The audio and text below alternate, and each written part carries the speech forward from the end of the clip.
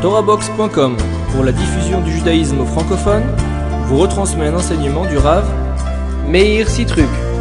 Bonne écoute et bon limoud.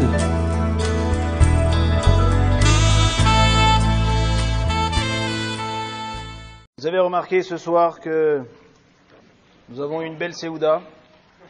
Alors en fait cette Séouda c'est une Séoudat Hodaya, Séoudat Toda, en remerciement à Kadosh Baruch Hu pour un Nes qui a eu lieu il y a plusieurs années chez notre cher ami Rabbi Avraham Perez, au sujet de son fils qui avait une sakana, et une sakana quand il était bébé, et Baruch Hashem il s'en est sorti. Et donc c'est pour ça qu'il y a un chiyuv de faire une Séouda Toda. Alors ce soir,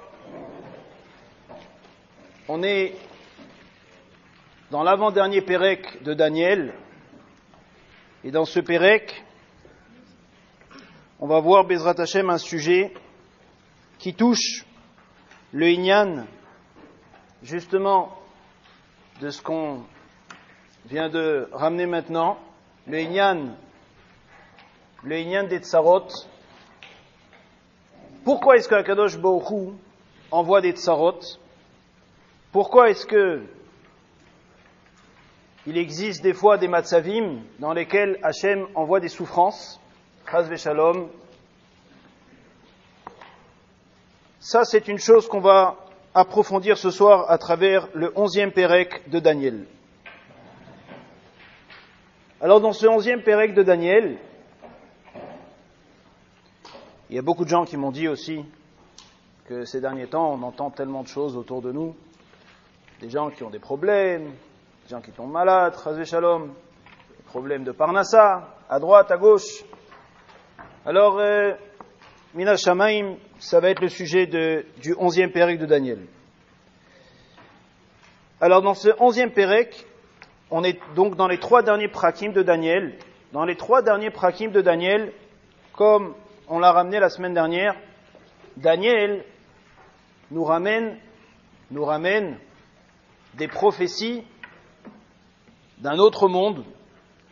Il reçoit toutes les prophéties à la fin, il nous ramène toutes les prophéties à la fin de son Sefer, dans lequel il relate, il raconte toute l'histoire du monde. Il ne faut pas oublier que Daniel, dans ce 11e Pérec, se trouve à l'époque de Dariavesh Amadi. C'était donc juste à la fin de l'empire de Parasoumadai. Daniel, à cette époque, reçoit donc des prophéties qui vont lui relater toute l'histoire du monde, déjà pour les prochaines années, et toute l'histoire du monde jusqu'à l'avenue du Mashiach. Et c'est pour ça que chaque point qui est ramené dans ce Pérec sont des points qui sont ramenés Beremez, chaque pasouk et Meramez. Il y a tellement de Mefarshim sur chaque pasouk qui explique à quelle époque correspondent chaque verset qui sont ramenés ici dans ces 3 derniers prakim. Alors dans ce 11e Pérec, la semaine dernière on avait déjà vu un point, on ne peut pas faire tous les points Be'iyun. Dans ce 11e Pérec, très globalement, Daniel raconte qu'il était dans la première année de Dariavesh Amadi. Et Daniel raconte que il a vu des tsarot, il a vu des souffrances qui allaient arriver sur le klal Israël. Il a vu des galoutes qui allaient venir asservir le klal Israël. Mais un ange, le Malach Gavriel, lui a assuré comme quoi il serait là avec lui pour intercéder auprès d'Akadosh Baruch Hu pour sauver le klal Israël. Ve'ata emet agidlecha ine ot shlosha melachim.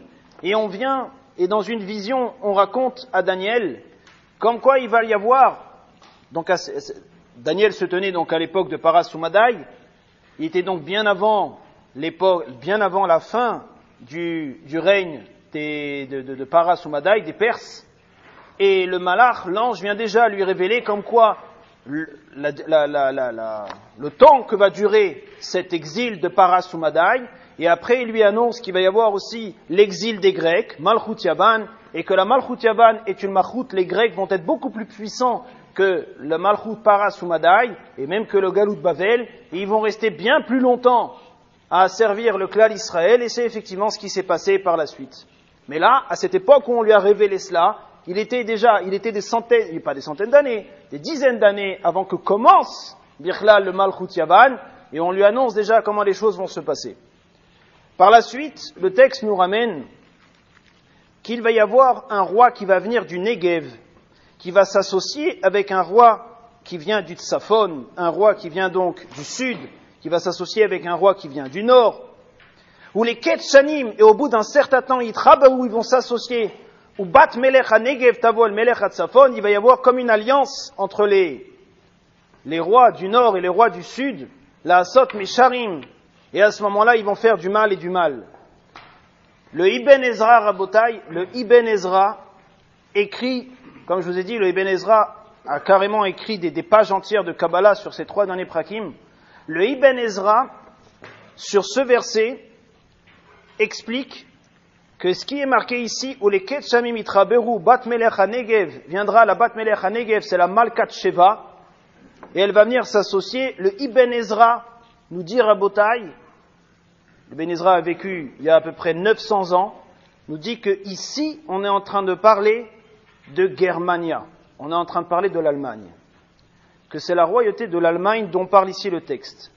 Et c'est sur eux qu'est marqué comme quoi ils vont s'associer, ils vont faire des associations, et ils vont venir tout d'abord, nous raconte le texte, détruire les petits peuples qui sont autour d'eux, et après essayer de s'étendre sur tout le reste de la planète. Le Ibn Ezra, 800 ans avant la Shoah Rabotai, écrit dans Daniel que viendra un moment, on est venu révéler à Daniel, après donc les exils, Paras, Madai, Yavan, viendra un moment où il va y avoir ce qu'on appelle Malkat Sheva. Il nous dit, le Ibn Ezra, c'est qui Malkat Sheva? C'est Germania, ce sont les Allemands.